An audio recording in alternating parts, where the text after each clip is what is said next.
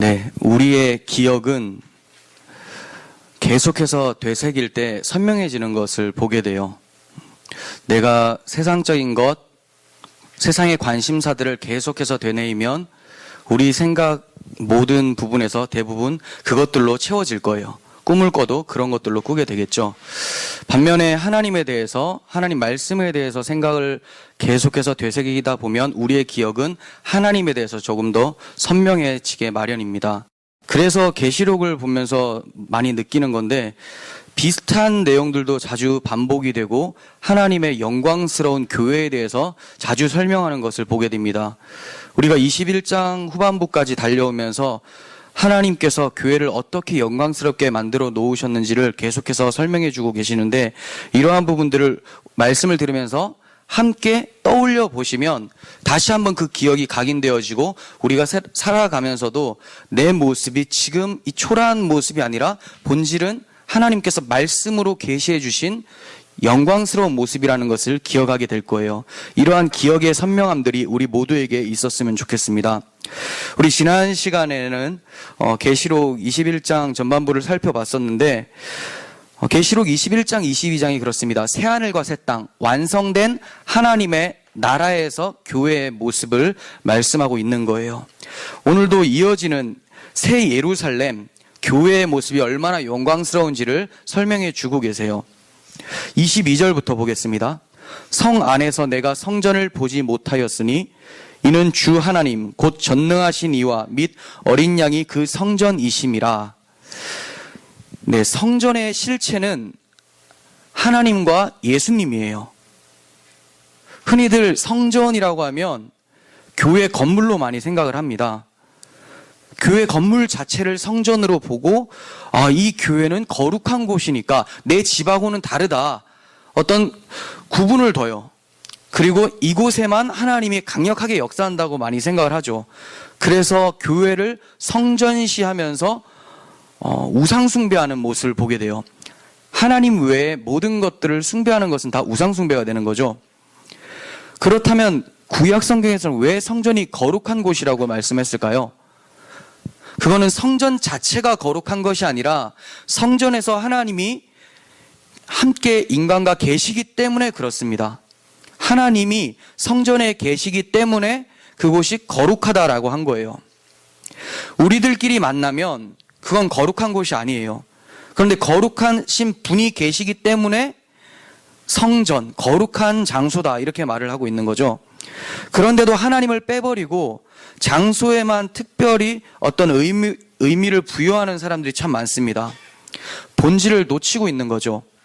성전은 말씀드렸다시피 하나님과 인간이 만나는 장소예요. 이걸 한 단어로 표현하자면 임마누엘이죠. 하나님이 우리와 함께 계시다. 풀었으면 그래요. 이게 누구의 이름이죠?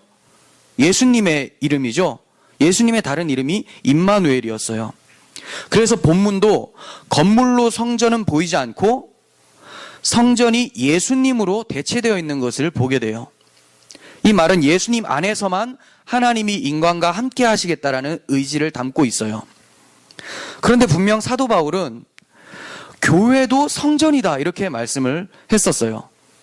예수님이 성전이다라고 본문은 얘기를 하고 있는데 바울 사도는 교회도 성전이다, 이렇게 얘기를 해요.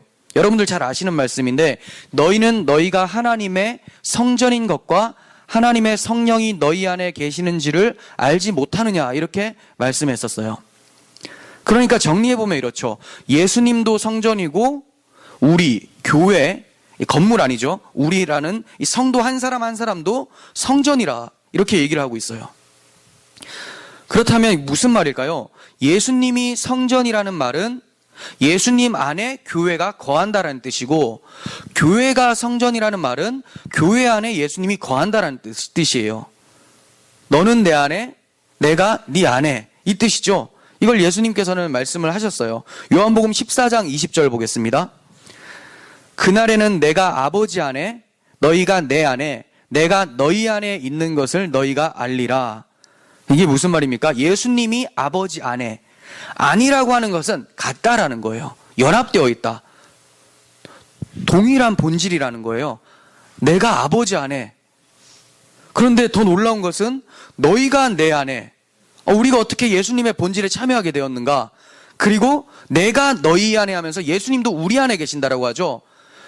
그러니까 우리는 흔히들 생각할 때 예수님이나 어떤 이 고체가 여기 내 마음 가운데 이 장소에 자리 잡고 있다, 이렇게 생각하시면 안 되는 거예요. 그리고 나는 예수님 안에 쏙 들어가 있다, 이렇게만 생각하시면, 장소적으로 국한하시면 안 돼요.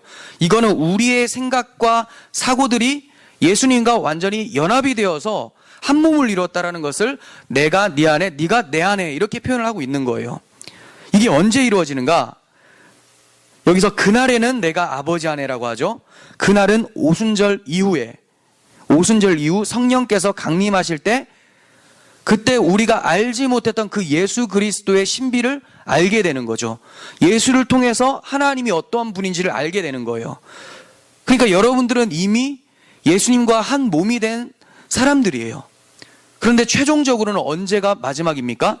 계시록 21장, 오늘 본문이 마지막이라는 거예요. 지금 우리가 주님과 연합은 되었지만 영으로서는 연합이 되었어요. 근데 육체적으로는 여전히 죄악을 따라가는 모습이 참 많아요. 그렇기 때문에 이 썩어질 육체가 벗어지는 그날에 주님께서 부활하신 그 몸으로 우리도 화하여서 주님과 완전한 연합을 이루어서 더 이상 죄가 없는, 흠없는 상태가 되는 것이 바로 계시록 21장의 모습이에요. 그러니까 우리는 계시록 21장의 모습을 바라보면서 이 세상에서 주님과 연합을 더 이루어 가는 것이 우리들의 모습이겠죠. 요한복음 15장 5절도 보겠습니다. 나는 포도나무요 너희는 가지라. 그가 내 안에, 내가 그 안에 거하면 사람이 열매를 많이 맺나니 나를 떠나서는 너희가 아무것도 할 수 없음이라. 네, 주님이 포도나무고 우리는 가지다, 이렇게 얘기를 해요. 주님이 줄기라는 말이죠. 영양분을 거기서 뽑아 올려서 가지가 영양분을 공급받아요. 그러나 우리가 포도나무의 가지를 보면서 포도나무다, 이렇게 얘기를 하죠. 포도나무 줄기를 봐도 포도나무다라고 해요. 그냥 다 포도나무예요.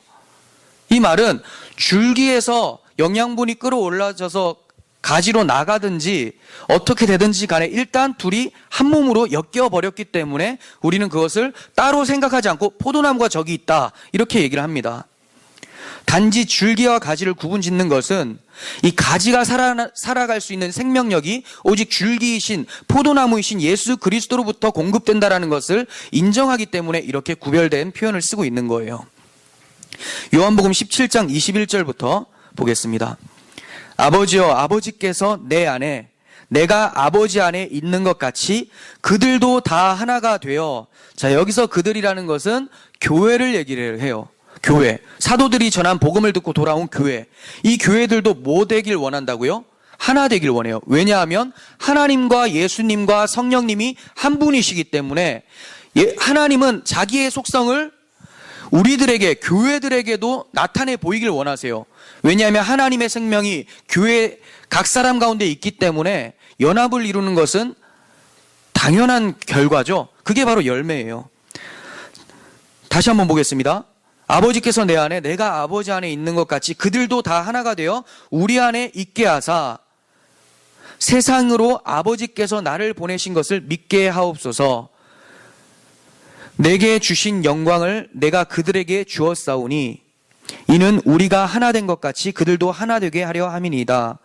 곧 내가 그들 안에 있고 아버지께서 내 안에 계시어 그들로 온전함을 이루어 하나가 되게 하려 함은 아버지께서 나를 보내신 것과 또 나를 사랑하심 같이 그들도 사랑하신 것을 세상으로 알게 하려 함이로다. 길게 읽었지만 정리하면 그렇습니다. 하나님께서 왜 예수님을, 그 안에 담긴 예수님을 우리에게 보내주셔서 우리로 하여금 하나 되게 만드시고 예수 안으로 집어넣으셨는가? 그것은 하나님께서 자기 아들 예수 그리스도를 보내신 것과 우리를 예수님을 사랑하는 것처럼 우리를 얼마나 사랑하는지를 알게 하시기 위해서 예수님을 보내셨다, 이렇게 하는 거예요. 우리를 예수님 안으로 끌어담는 이유가 뭡니까? 하나님이 우리를 얼마나 사랑하는지를 그 안에서 발견하게 하기 위해서 보여주시는 거죠. 끌어담으시는 거죠. 이러한 연합의 모습은 새하늘과 새 땅에서 뿐만이 아니라 지금도 주어진 영광스러운 신비예요. 하나님은 이 연합으로 인해서 하나님의 사랑을 알게 하시는 것이 하나님의 목적이에요. 이러한 연합의 신비가 최종적으로 완성된 모습을 본문에서는 교회라는 새 예루살렘 성 안에 예수님이 성전으로 계신다 이렇게 표현하고 있어요. 그래서 예루살렘 성의 길이와 넓이와 높이가 다 같은 것을 봤죠. 16절 보시면 네모 반듯하다 이러죠. 정육면체. 성전의 정육면체가 뭐가 있을까요? 지난 시간에도 말씀드렸지만 지성소 하나밖에 없어요. 그죠? 정사각형은 지성소. 그러니까 예루살렘 성을 측량을 했는데 정육면체가 나왔다. 이 말은 성 전체가 지성소화 되었다라는 거예요. 성 전체가 성전화가 되었다라는 것을 말씀을 하고 있어요. 이것은 예레미야 3장 15절 이하에서도 예언된 거예요. 보도록 하겠습니다. 내가 또 내 마음에 합한 목자들을 너희에게 주리니 그들이 지식과 명철로 너희를 양육하리라. 이제 앞으로 바벨론 포로에서 귀환되는 이스라엘 백성들에게 주시는 말씀이에요. 그러니까 내 마음에 합한 목자들은 여호수아와 스룹바벨과 같은 지도자들로 볼 수가 있어요. 그런데 거기서 그치질 않아요. 조금 더 보겠습니다. 여호와의 말씀이니라 너희가 이 땅에서 번성하여 많아질 때에는, 자, 다시 예루살렘으로 귀환해서 사람들이 많아지죠. 회복이 일어날 때 사람들이 여호와의 언약궤를 다시는 말하지 아니할 것이요, 생각하지 아니할 것이요, 기억하지 아니할 것이요, 찾지 아니할 것이요, 다시는 만들지도 아니할 것이며 그때 예루살렘이 그들에게 여호와의 보좌라 일컬음이 되며 모든 백성이 그리로 모이리니, 이렇게 말씀하고 있어요. 처음에는 바벨론 포로 귀환을 염두에 두고 말씀을 하셨는데 뒤를 가니까 바벨론 포로 귀환 후에 일어났던 일이 아닌 것을 보게 돼요. 왜냐하면 바벨론 포로 귀환 이후에도 계속해서 스룹바벨 성전으로 존재하면서 사람들 거기서 예배를 했었거든요. 근데 본문에서는 그때 예루살렘이 그들에게 여호와의 보좌라 일컬음을 받는다고 해요. 이제 언약궤는 다시 말하지도 않고 생각하지도 않고 기억하지도 않고 찾지도 않고 만들지도 않는다라고 하죠. 무슨 말입니까? 언약궤가 지성소에 있잖아요. 근데 이제 이거 필요 없다. 예루살렘 전체가 여호와의 보좌다. 여호와께서 임하시는 곳이다. 이렇게 말을 하고 있어요. 그러니까 바벨론 포로 귀환 후에 회복되는 이스라엘의 역사가 아니라 그걸 통해서 뭘 보게 해요? 예수 그리스도를 통해서 이루어질 하나님의 나라, 이제 성전이 필요 없고 예수 안에서 하나님을 만나게 된다는 것을 보여주고 있는 거죠. 그래서 내 마음에 합한 목자들도 스룹바벨과 여호수아를 상징을 했지만 결과적으로는 예수 그리스도를 보내서 지식과 명철로 자기 백성을 양육한다라고 해요. 어떤 지식일까요? 예수께서 가진 그 지식이죠. 네, 여호와를 경외하는 것이죠. 그게 지혜와 지식의 본분이다라고 하고 있죠. 역사 속에서 지성소의 구별이 사라진 때가 있었어요. 정말 이제 지성소가 사라진 때가 있었어요. 그게 언제일까요? 예수님께서 십자가에서 죽으실 때 지성소가 사라지게 돼요. 예수님께서 십자가에서 죽으실 때 성소 휘장이, 성소와 지성소를 나누고 있었던 커튼이 찢어지게 되죠. 이것은 이제 하나님이 성 전체를 지성소화 시켰다라는 것을 의미하고 있는 거예요. 그런데 히브리서 기자는 그 휘장, 그 커튼을 그리스도의 육체라고 말을 했어요. 그리스도의 육체. 즉 예수님께서 십자가에서 자기 몸을 찢으시고 그 안에 우리 교회들을 자기 안으로 집어넣으셔서 하나님이 그 우리를 보실 때 예수 안에 있는 자로 보시면서 아, 너 예수구나 하고 우리와 함께 하신다라는 것을 의미하는 거죠. 그래서 예수님이라는 몸이 찢어짐으로써 우리가 예수님의 영광스러운 생명 가운데로 참여하게 되었던 것을 십자가 사건을 통해서 볼 수가 있는 거예요. 이것이 바로 성 전체가 네모 반듯해진 이유이고 성 안에 성전이 보이지 않는 이유예요. 이로 인해서 하나님이 자격 없는 우리를 하나님의 아들이라고 불러주시고 우리를 하나님 백성으로 삼아주셨다는 거예요. 주님과 나를 똑같은 존재로 보신다라는 거죠. 구분이 없어요. 네모 반듯해요. 네모는 예수님밖에 아니었는데, 지성소 예수님밖에 아니었는데 예루살렘이 네모래요. 어디까지가 예수고 어디까지가 성도입니까? 하나님이 똑같이 보신다라는 것, 너무나 영광스럽고 놀라운 일입니다. 이러한 특권이 성도들에게 주어진 거예요. 하나님이 이렇게 하나됨의 영광을 말씀해 주시기 위해서 혼인 관계를 만드신 거예요. 우리는 결혼이라는 것이 마치 사람들이 만들어낸 어떤 풍습이라고 생각을 하는데 그렇지가 않죠. 성경에서는 창세기 2장에서 정확하게 나오죠. 하나님이 만드셨다. 하나님이 아담의 갈빗대를 취해서 여자 하와를 만드시고 둘이 한 몸이 되게 만드셨다라고 얘기를 해요. 그 이유가 뭔가? 왜 결혼이라는 것을 우리에게 주셨을까? 우리는 흔히들 결혼이라고 하면 사랑하는 사람끼리 잘 먹고 잘 살면서 행복하게 사는 것이라고 생각을 하는데 하나님은 그 의도로 주신 것이 아닌 거죠. 아담과 하와를 왜 한 몸에서 뽑아내셔서 다시 한 몸으로 만드시려고 했을까요? 그거는 뒤에 오실 예수 그리스도를 통해서 예수님의 흘리신 피와 물로 인해서 교회가 탄생되어지고 이 교회가 주님의 마음에 합한 교회로서 주님과 한 몸을 이루게 하시기 위해서 결혼이라는 것을 주셨다는 거예요. 그러니까 우리는 결혼을 내 육체의 욕망을 위해서 실현하는 그런 풍습으로 보면 안 되는 거죠. 하나님께서 복음을 담고 있는 그릇으로 주신 거예요. 이것뿐만이 아니죠. 하나님께서는 모든 피조세계들 가운데 하나님의 영광스러운 복음을 설명하시기 위해서 많이 보여주셨어요.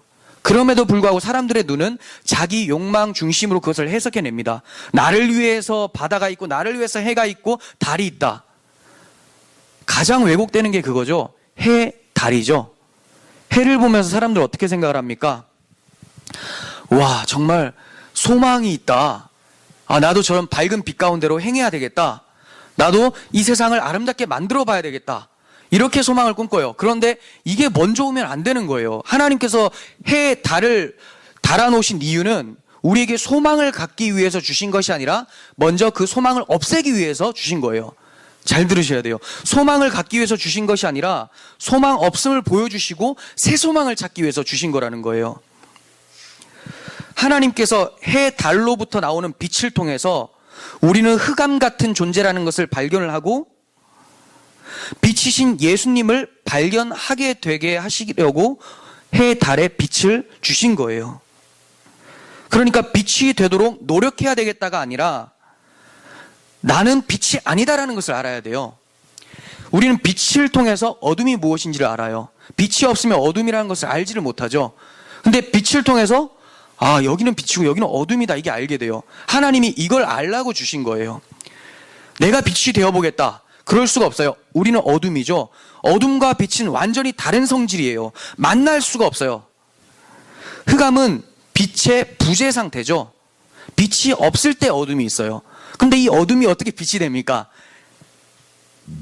빛이 없을 때 어둠인데 어둠이 어떻게 스스로 빛으로 만들 수가 있겠습니까?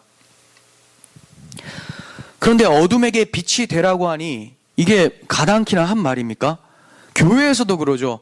여러분은 빛이 되십시오. 빛이 되는 게 아니라 예수님으로 인해서 빛이 된 자들이 빛을 발산을 하는 거죠. 이미 되었고 그 역할을 충실하게 감당하라는 것이지 빛이 되는 게 아니에요. 성질이 바뀌는 것이 아닙니다. 빛은 오직 예수님 한 분뿐이에요. 그런데 많은 사람들이 빛이 되려고 해요. 태양빛을 보고 희망을 갖게 되고 밝은 세상을 만들어 보려고 합니다. 하지만 태양빛이 존재하는 이유는 그 빛이 비추어지지 않으면 세상이 어둠이라는 것을 보여주기 위해서 존재하는 거예요. 즉 태양빛을 보면서 나의 어둠을 발견하고 통곡하라고 주신 거죠. 이것은 율법을 주신 이유와도 비슷합니다. 완전한 하나님의 거룩을 의미하는 문자 율법, 이 율법을 보면서 나는 저렇게 살아야지라고 한다면 어둠이 빛이 되려고 하는 시도가 되는 거예요. 근데 하나님께서는 왜 주셨습니까? 나는 죄인이구나. 이 율법에 비치면 나는 죄라는 것이 폭로가 되는구나. 이게 발견이 되고 통곡하라고 주신 거예요. 그럴 때 애통하는 자는 복이 있나니 그들이 위로를 받을 것이며라는 하나님 말씀이 이해가 되어져요. 나는 죄인이고 어둠이기에 나에게는 소망이 없고 이 죄와 어둠을 해결하실 분으로서 거룩하시며 빛이신 예수님을 찾게 되는 것이죠. 그래서 하나님은 세상의 모든 피조물들을 통해서 하나님께 더욱더 나아가기 위해서 주신 거예요. 그런데 사람들은 절대로 알 수 없습니다. 왜? 이거는 일반 계시이기 때문에 그래요. 자, 어려운 말이 나왔는데 일반 계시라는 것은 하나님이 자연을 통해서 하나님의 뜻을 계시하고 계시는 거예요. 그런데 이걸 알 수가 없어요. 그래서 저는 일반 계시라는 것은 성도들에게만 해당한다고 말씀을 드리는 거예요. 왜? 특별 계시, 성경을 통해서 예수님이 하나님의 아들이시고 우리를 위해서 어떠한 일을 하셨는지를 아는 사람들이 자연을 봤더니 그게 보이기 시작하는 거지, 그걸 알지 못하는 사람들이 그냥 보면 해석을 어떻게 한다고요? 자기 욕망대로 해석을 하게 되는 거죠. 아, 이건 나를 위해서, 내가 이렇게 하라고 이렇게 주는 거구나. 다 하나님은 없고 내 중심적으로 해석을 하게 되는 거죠. 그러니까 여러분들이 우리가 보는 일반 계시를 다른 사람도 그 일반 계시를 느낄 수 있게 하기 위해서 특별 계시이신 예수 그리스도라는 복음을 소개해야 된다는 거예요. 해와 달 빛은 예수님께로 나올 수 있게 깨닫게 하는 도구로서 하나님이 달아놓으신 것입니다. 그런데 이 모형들을 섬기는 기행들이 현실 속에서 일어나고 있는 거죠. 23절은 달과 해의 빛이 모형일 뿐이라는 것을 정확하게 말해주고 있어요. 그 성은 해나 달의 비침이 쓸데없으니 이는 하나님의 영광이 비치고 어린 양이 그 등불이 되심이라. 네, 해와 달의 비침이 쓸데가 없대요. 예루살렘, 완성된 하나님 나라에서는 해와 달이 쓸데가 없어요. 왜 그렇습니까? 하나님의 영광이 있으니까. 어린 양이 등불의 역할을 하시니까 필요가 없다고 합니다. 바울도 아그리빠 왕 앞에서 자신이 다메섹 도상에서 예수님을 만난 사건에 대해서 이렇게 설명을 해요. 왕이여, 정오가 되어 길에서 보니 하늘로부터 해보다 더 밝은 빛이 나와 내 동행들을 둘러 비추었습니다. 네, 해보다 더 밝은 빛이 하늘로부터 왔대요. 그러니까 빛이라는 것은, 태양빛이라는 것은 진짜 빛이신 예수님을 모형하는 그림자였다라는 것을 우리는 알게 돼요. 사도 바울은 진짜 빛을 만난 거예요. 그전에는 해 아래서 살았었는데, 전도서에서 얘기하죠. 해 아래서 살았었는데 이제는 해 위에 하늘로부터 하나님의 빛을 발견하게 되고 그 빛 가운데 살아가게 된 것이죠. 성도는 새하늘과 새 땅에서만 예수님이 빛이라는 것을 깨닫는 자가 아니에요. 이 세상 속에서도 오직 예수님만을 빛으로 여기면서 살아가는 자들이 성도예요. 그러니까 다른 것에 소망을 두지 않습니다. 왜냐하면 예수님의 빛으로 다른 세상의 모든 것들을 비추어 보니까 그것이 다 모형이었고 잠깐 있는 영광이었고 세속의 가치들은 볼품없는 것이라는 것, 가치 없는 것이라는 것을 깨닫게 되었으니까 그것을 쫓아 살지 않게 되죠. 아름다운 백을 봐도 그 백이 아름다워 보이질 않아요. 왜냐하면 정말 아름다움은 어디에 있으니까?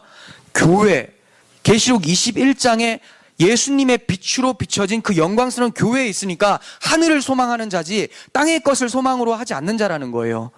그래서 그 백 때문에 서로 치고받고 칼부림 나고 이거 안 일어나는 거죠. 남자들은 이해를 못하겠지만 여성분들은 충분히 이해할 수 있는 간절함이죠. 남자들에게 뭐가 될까요? 차가 되거나 또 집이 되거나 이런 게 되겠죠. 그렇지만 우리의 집은 어디입니까?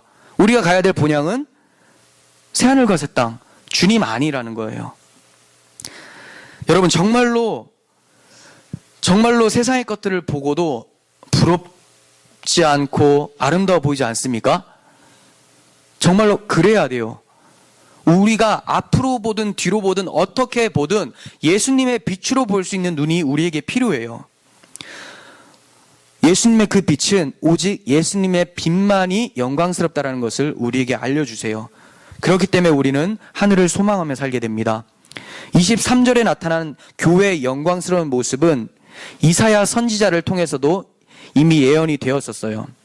이사야 24장 23절 보겠습니다.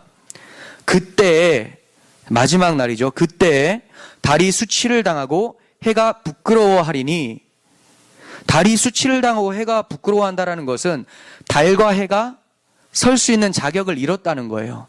달은 밤을 주관하는 것이고 해는 낮을 주관해요. 밤낮을 주관하는 해, 달이 부끄러워졌어요. 왜냐하면 밤낮을 주관하는 통치자는 오직 여호와시기 때문에. 계속 보겠습니다. 이는 만군의 여호와께서 시온산과 예루살렘에서 왕이 되시고, 주관자가 여호와죠. 그 장로들 앞에서 영광을 나타낼 것이기 때문에. 그들이 나타내는 빛은 하나님의 영광스러운 빛을 잠깐 담아서 보내주는 정도, 그림자일 뿐이었다는 거예요. 근데 이제 진짜 하나님의 영광이 딱 나타나니까 세상 사람들이 해, 달 얼마나 숭배하고 섬기고 그것으로부터 에너지를 얻는다고 생각을 합니까? 근데 그게 아니었다는 것을 알게 돼요. 누가 알게 되냐? 해와 달이 스스로 수치를 당하고 물러나요. 이사야 60장 19절과 20절 보겠습니다. 다시는 낮에 해가 내 빛이 아니하며 달도 내 빛을 비추지 않을 것이고, 오직 여호와가 내게 영원한 빛이 되며 내 하나님이 내 영광이 되리니, 다시는 내 해가 지지 아니하며 내 달이 물러가지 아니할 것은 여호와가 내 영원한 빛이 되고 내 슬픔의 날이 끝날 것임이라. 이게 무슨 말이죠? 낮에 해가 다시는 비치지 않고 달도 전혀 비치지 않는데요. 오직 여호와가 영원한 빛이 돼요. 그리고 20절에서 내 해와 내 달이 물러가지 않는다고 하죠. 이거는 앞에 말한 해와 달이 아니에요. 예수라는 하나님의 영광의 빛을 받은 그 달, 그걸 시적으로 표현하는 거죠. 그게 있기 때문에 슬픔이 없어진대요. 하나님의 빛을 받은 자는 슬픔이 없어요. 그 나라가 새하늘과 새 땅이죠. 그렇지만 우리가 알고 있는 것은 이 땅에서도 주님의 빛을 받고 살고 있기 때문에 슬퍼할 일에 슬퍼하지 않을 수 있는 능력이 있다고 예수님은 말씀하셨어요. 그리고 이사야 60장 그 이후에 계속 보시면 이 빛이 무엇을 가져다 주는지를 이어서 설명을 합니다. 21절 보겠습니다. 내 백성이 다 의롭게 되어 영원히 땅을 차지하리니 그들은 내가 심은 가지요 내가 손으로 만든 것으로서 나의 영광을 나타낼 것인즉. 내 백성이 다 의롭게 된대요. 예수님의 하나님의 빛을 받은 자들, 하나님의 영광을 받은 자들은 의롭게 된다라고 얘기를 하고 있어요. 예수님의 빛은 죄인에게 의로움을 가져다 주는 의의 빛이에요. 그래서 예수님은 자신을 가리켜서 나는 세상의 빛이니 나를 따르는 자는 어둠에 다니지 아니하고 생명의 빛을 얻으리라, 이렇게 말씀하셨어요. 나를 따르는 자는 어둠에 다니지 아니하고 생명의 빛을 얻으리라. 우리에게 예수님의 빛이 비춰졌다면, 예수님이 여러분의 빛이라고 느껴진다면, 예수님의 빛이 비춰졌다라고 하니까 못 느낄 수도 있어요. 이게 뭐 어떻게 비춰지는 거지? 보이지도 않는데? 그렇게 표현하지 않고 그럼 다르게 표현하면 이거예요. 내가 예수님을 생각할 때 빛이라고 생각이 된다면 이게 비춰진 거죠. 내가 예수님의 빛이라고 생각된다면 여러분들은 어둠에 다니지 않는데요. 어둠이라는 것은 하나님과 반대되는 그 모습을 살지 않는다라는 거예요. 그리고 생명을 얻게 된다고 얘기하죠. 생명의 빛을 얻으리라라고 했기 때문에 하나님의 생명이 우리 가운데 임해서 영원히 새하늘과 새 땅에서 살게 된다는 것을 말씀을 하고 있는 거예요. 하나님과 영원히 함께하는 삶을 준비하려면 우리는 이 빛을 사랑해야 되고, 이 빛이 우리 삶의 모든 어둠을 몰아내도록 지휘권을 드려야 되는 거예요. 무슨 말입니까? 빛을 사랑해야 되고 빛이 나의 어둠을 몰아내도록 해라. 자기 부인하라는 거죠. 어둠이 계속 빛을 이기려고 해요. 근데 결과는 어떻게 됩니까? 반드시 빛이 이깁니다. 그래서 여러분들이 이 땅에서도 하나님과 그렇게 씨름하고 있어도 결과적으로는 예수의 흘린 피를 믿고 있다면 여러분들의 모습이 초라하고 부족할지라도 우리는 빛 가운데 거하는 새하늘과 새 땅에 거하게 돼요. 그렇지만 하나님이 원하시는 것은 마지막 날에만 빛 가운데 거하라는 것이 아니라 지금도 이 땅에서 그 빛을 경험하면서 살라고 말씀하시는 거예요. 그래서 내가 온 것은 양으로 생명을 얻게 하고 더 풍성히 얻게 하려 합니다라고 말씀하잖아요. 생명 얻은 것뿐만이 아니라 이 땅에서도 계속해서 그 풍성함을 누려가는 것을 예수님은 원하시는 거예요. 그러한 삶을 살아갈 때, 즉 이 빛을 사랑하고 의지하며 살아갈 때 우리는 새 예루살렘의 영광 가운데로 들어가게 되는 거예요. 이 점을 24절이 증거합니다. 만국이 그 빛 가운데로 다니고 땅의 왕들이 자기 영광을 가지고 그리로 들어가리라.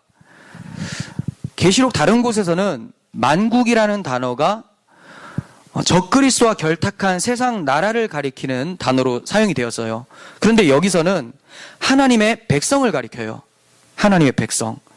이것은 만국에게 이루어질 구원에 대해서 설명하는 내용이에요. 이건 만인 구원을 의미하는 건 아니에요. 만국이 그 길로 다닌다라고 하니까 세상 모든 사람들이 다 구원받는다, 이 말을 하는 게 아니라 하나님이 각 나라와 백성과 방언과 모든 족속들 중에서 하나님이 특별히 택한 자들이 하나님 앞에 다 돌아오게 된다.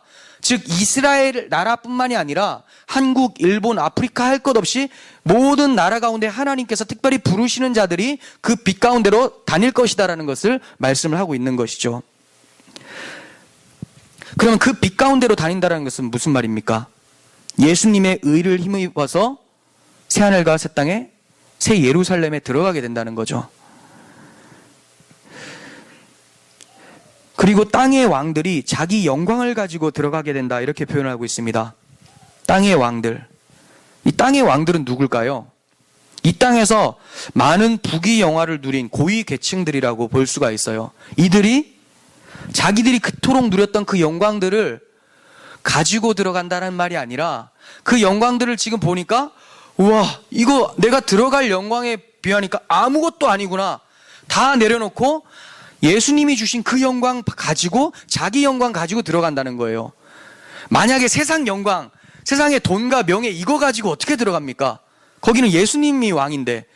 그러니까 이 영광들이 아무것도 아니고 잠깐 시드는 들의 풀과 같다라는 걸 알고 주님이 주신 그 영광, 자기 각 사람에게 주는 그 영광 가지고 주님의 나라에 들어가게 된다는 것을 말씀을 하고 있는 거예요.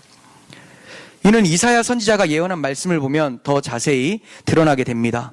이사야 60장 1절과 4절. 일어나라, 빛을 발하라. 이는 내 빛이 이르렀고 여호와의 영광이 내 위에 임하였음이니라. 보라, 어둠이 땅을 덮을 것이며 캄캄함이 만민을 가리려니와 오직 여호와께서 내 위에 임하실 것이며 그의 영광이 내 위에 나타나리니 나라들은 내 빛으로 왕들은 비치는 내 광명으로 나아오리라. 내 눈을 들어 사방을 보라. 무리가 다 모여 내게 오느니라. 내 아들들은 먼 곳에서 오겠고 딸들은 안기어 올 것이라. 네, 이 말씀은 1차적으로는 아까 말씀드린 것과 같이 바벨론 포로 귀환을 의미하는 거예요. 그런데 여기서 바벨론 포로 귀환에서 성취되지 않은 것이 또 있어요. 그게 뭐냐? 모든 나라들이 다 예루살렘으로 오지 않았거든요. 예루살렘 하나님의 백성들만, 이스라엘 백성들만 찾아왔지 모든 나라 사람들이 예물을 가지고 들어와서 거기서 예배를 한 역사가 없어요. 그러니까 이것은 바벨론 포로 귀환의 회복을 통해서 궁극적으로 예수 그리스도를 통한 하나님의 나라의 건설을 얘기를 하는 거죠. 계시록 21장 그 얘기를 하고 있는 거예요. 예수님의 빛으로 인해 만국이 새 예루살렘의 영광에 참여하게 되는 것을 말씀을 하고 있는 거죠. 25절 보겠습니다. 낮에 성문들을 도무지 닫지 아니하리니 거기에는 밤이 없음이라. 네, 이곳에는 성문이 계속 열려 있대요. 성문을 언제 닫을까요? 밤에 닫아요. 왜 밤에 닫습니까? 도둑이 낮에 들어옵니까? 밤에 들어오죠. 적군은 밤에 쳐들어와요. 그래서 밤에 원래 성문을 닫는데 이 나라는 새 예루살렘에는 성문이 계속 열려 있대요. 왜 그럴까요? 밤이 없기 때문에. 왜 밤이 없을까요? 여호와의 영광이, 예수님의 등불이 영원토록 빛나고 있기 때문에 거기에는 밤이 없어요. 그 말은 이제 예수님의 영광을 가린 어떠한 죄악도 어떠한 대적들도 존재하지 않는다고 말씀을 드리는 거예요. 그러니까 우리가 지난번에 살펴봤듯이 새 예루살렘이 이루어지기 전에 뭐가 있었습니까? 그 음녀 바벨론과 결탁한 모든 세상들, 사탄 마귀의 그 추종자들은 불못으로 지옥으로 떨어지게 되는 것을 보게 되죠. 이제 끝났어요. 완전 다른 세상이에요. 새하늘과 새 땅에는 문이 열려 있습니다. 이제 그곳은 죄악이 없고 하나님의 공평만, 정의만이 실현되는 곳이죠. 이 나라는 우리가 고대하는 정의와 평화가 실현된 곳이고 이것이 이 나라의 생활 방식이에요. 죄가 근절된 곳이기에 서로 맡고 있던 담이 다 허물어지게 될 것이에요. 언어와 간습과 같은 차이점들도 하나님의 보좌 앞에서 함께 찬양하는 것으로 다 바뀌어지게 됩니다. 너는 문화가 다르다, 넌 나와 언어가 다르다, 상관없습니다. 이제 그 나라 안에서 다 한 언어를 사용하게 되고 그 언어를 가지고 한 분 하나님을 찬양하게 되는 거예요. 그때가 올 때까지는 우리는 분열된 세상 속에서 계속해서 살아가게 됩니다. 그러나 예수님께서는 우리에게 화평케 하는 자가 되라라고 말씀하셨어요. 물론 우리의 능력으로 되라는 것이 아니라 이미 화평케 된 자가 되었기 때문에 그 화평케 하는 힘을 가지고 그 능력 가지고 살라고 하는 거죠. 그건 바로 우리의 화평이신 예수님을 소개하는 전도고 우리의 삶을 통해서 화평케 하신 예수님의 삶을 살아내는 거예요. 그렇지만 결코 무거운 짐이 아닙니다. 예수님이 함께 하기 때문에 예수님이 없을 때 화평케 하십시오, 전도하십시오, 예수님의 삶을 사십시오라고 하면 이게 무거운 짐이 돼요. 근데 예수님이 나와 함께 한다면 누가 시작을 합니까? 내 안에서 착한 일을 시작하신 예수께서 마치는 그날까지 예수님이 행하신다라는 거예요. 그러니까 우리에게는 가볍죠. 주님께서 말씀하시죠. 내 멍에를 져라. 내 멍에는 쉽고 가볍다. 주님과 함께 주님의 삶을 살아가는 거예요. 우리는 그분이 행하실 때 우리 자신이 십자가에 죽은 자라는 것을 기억하고 우리의 지휘권을 주님께 드리기만 하면 돼요. 고집 피우지 않으면 된다는 거예요.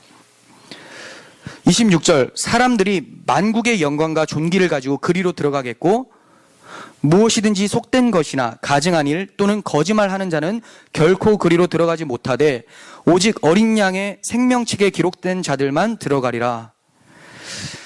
만국의 영광과 존귀를 가지고 들어가게 되는 사람들이 있는데 이 사람들이 어떤 자라고 설명합니까? 오직 어린 양의 생명책에 기록된 자들. 사도 요한은 계시록에서 생명책이라는 단어를 6번이나 사용을 해요. 많이 사용했죠? 6번이나 생명책 이 단어를 사용합니다. 그런데 그냥 생명책이 아니에요. 어린 양의 생명책이다라고 수식을 해주고 있어요.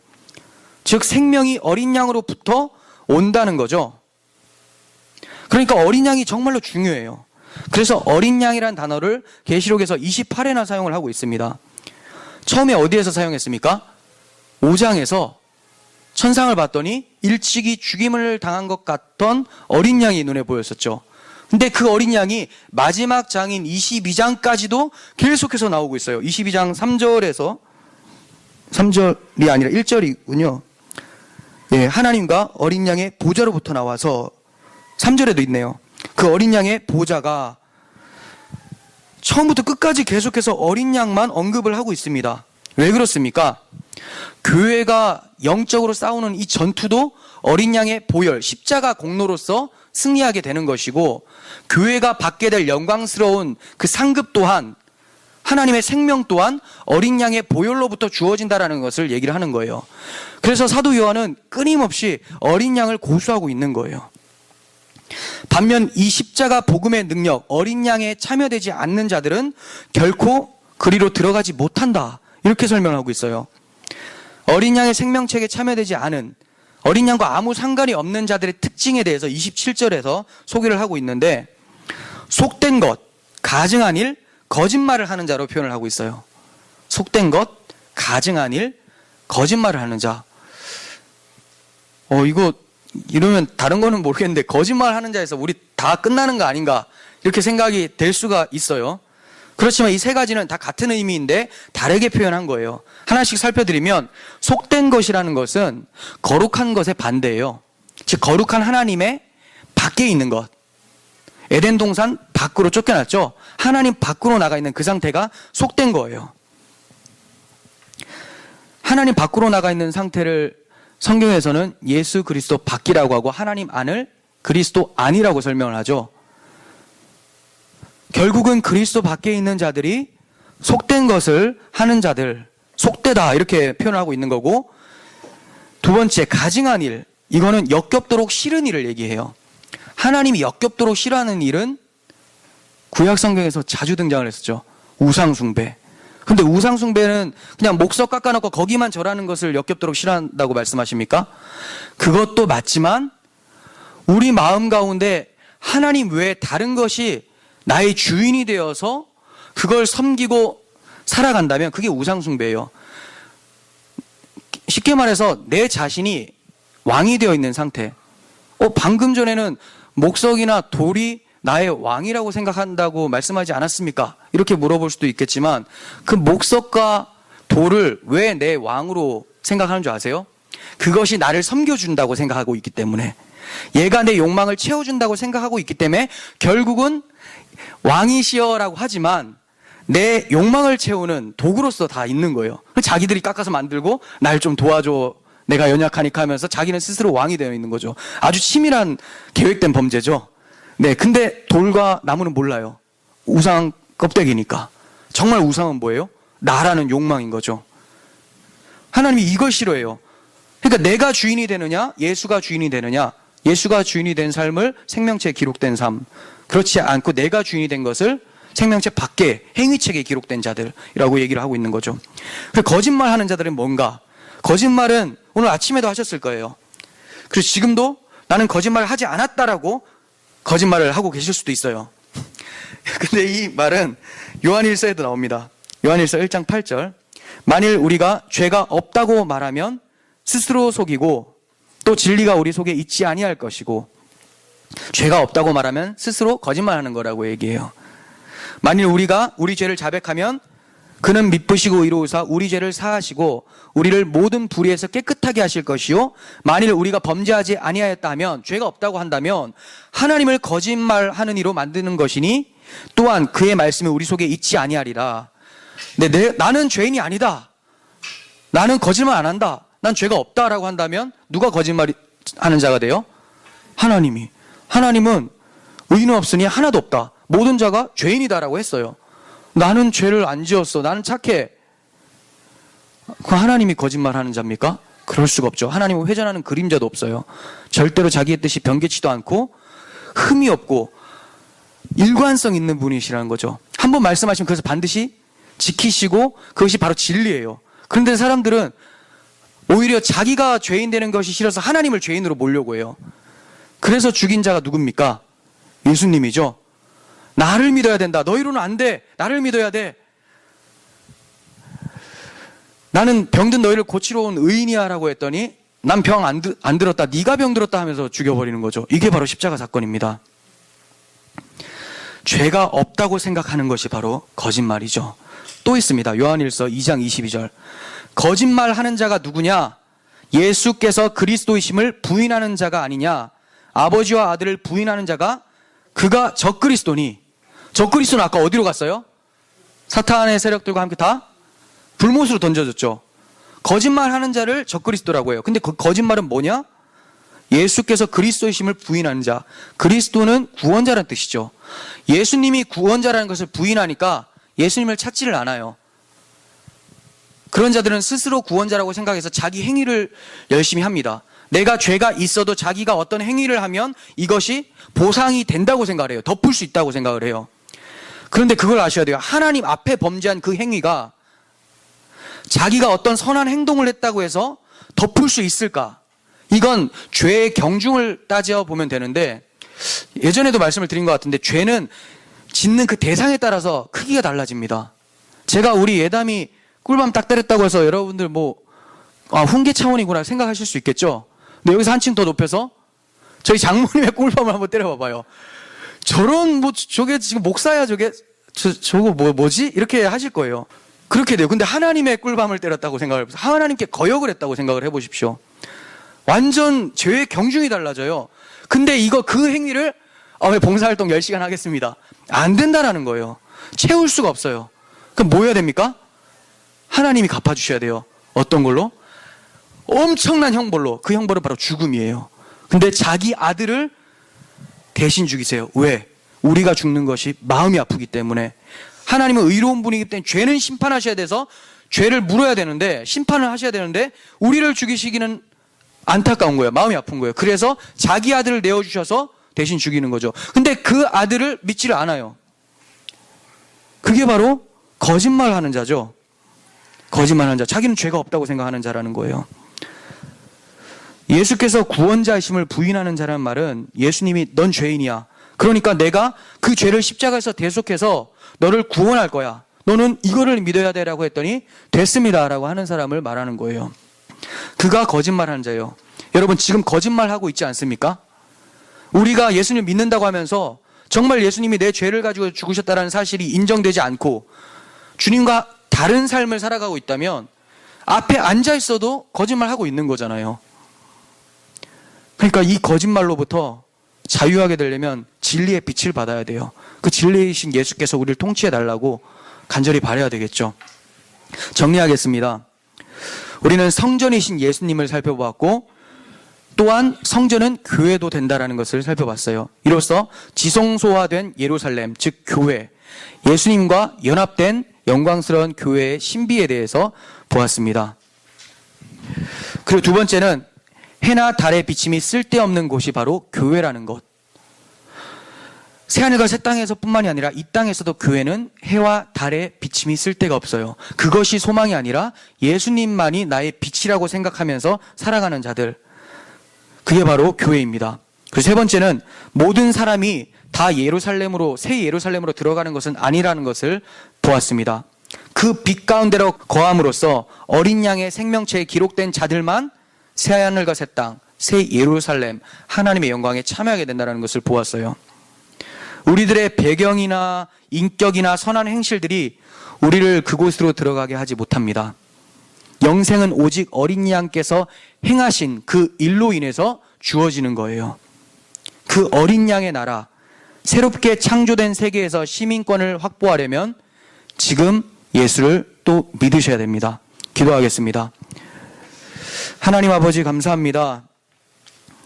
교회가 얼마나 영광스러운지, 그리스도와 연합되어서 구분조차 할 수 없는 하나님의 아들 되었다는 것이 우리에게 큰 은혜이며 우리의 영광임을 보았습니다.